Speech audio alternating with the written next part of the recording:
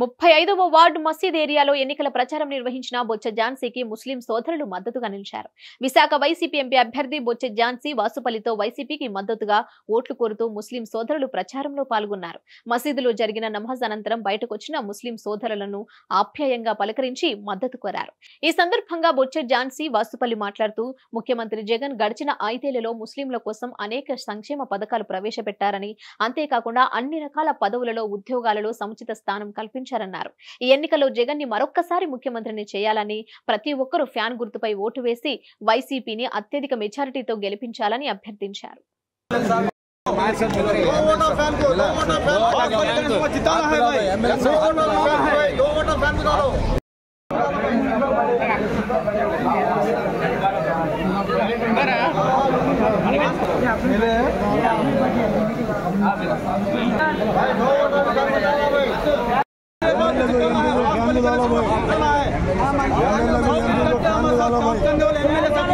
MLA दो भी हमारे सर अब्दुल गफूर भाई आलिम सर